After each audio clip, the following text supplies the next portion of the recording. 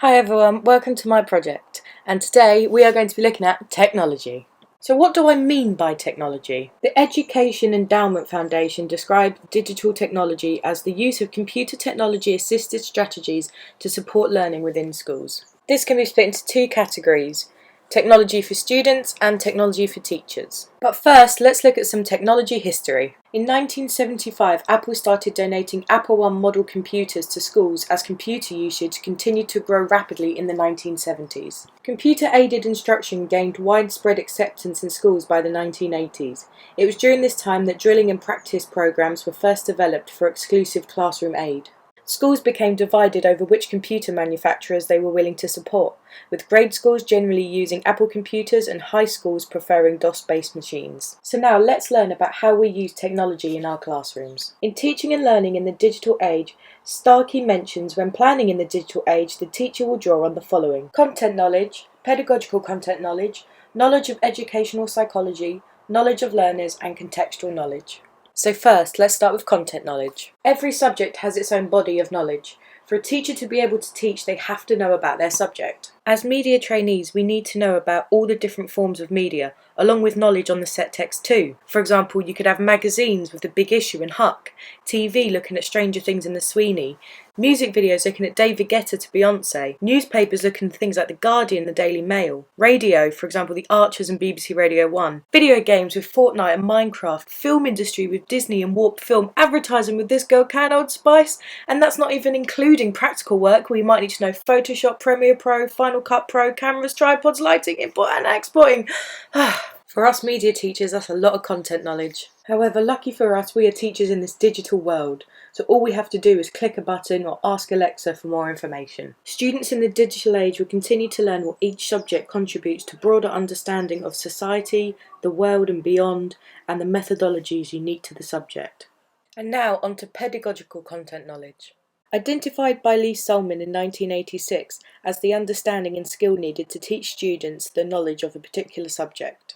An effective teacher will be able to select appropriate resources and teaching strategies to enable the students to master concepts, skills and methodologies specific to the subject, and design opportunities for students to critique, create and share knowledge. In media, we have so many resources to use, and that's mainly thanks to technology.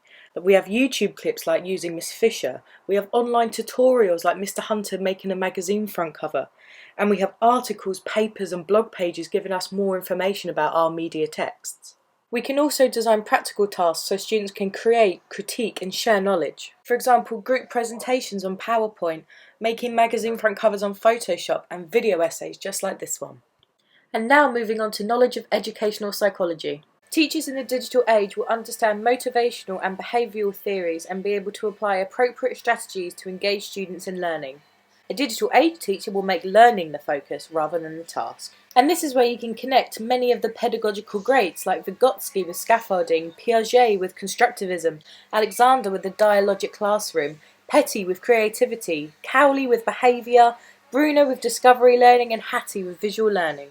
Knowledge of educational psychology and media is really important, specifically when it comes to A-level students, because some can turn up with loads of practical skills and theoretical knowledge and some can turn up with absolutely none. When it comes to planning in the digital age, it's important that we have knowledge of learners. The digital age teacher will develop the learning relationships with their students. This will involve things like building trust, understanding interests, understanding motivations, and giving feedback to progress. Within media, we as teachers have so many opportunities to do this.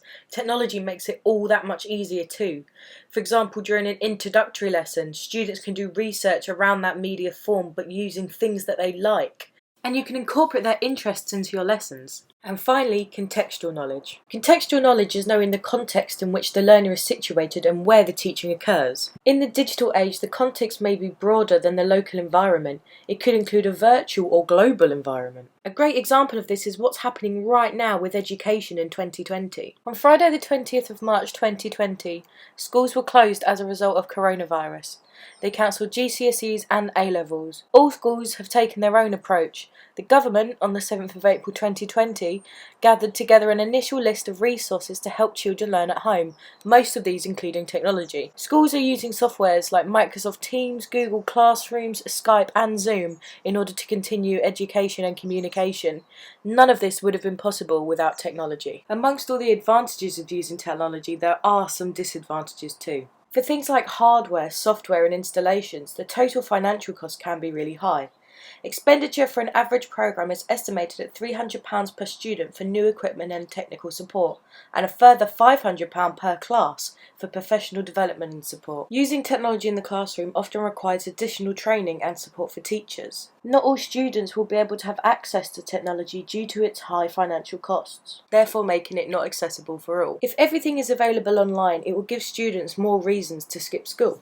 As we all know, technology can fail, and we waste so much time trying to get this fixed when we could be using that time to teach our students. Due to the fact there are loads of online resources also means that there is a lot of wrong information out there. And finally, due to the increased use of technology in schools means that all the good handwriting is going. Overall, in regards to technology, we need to be able to make sure that we can afford it and that we can offer it to all of our students. But also, us as teachers need to be confident in how to use it. Technology is a fantastic addition to teaching as it allows for so much freedom in regards to research and allows for so much more creativity. Without technology, media studies would not even be around, and that would be such a shame if we'd lost that. However, in my opinion, I think we need to be able to draw a balance between using technology in our classrooms but also using traditional approaches too. Thank you for listening to me rant on about technology for the last 6 minutes. I hope you enjoyed my little video.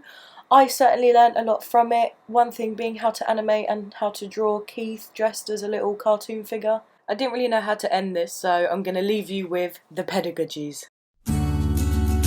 Good times for a change.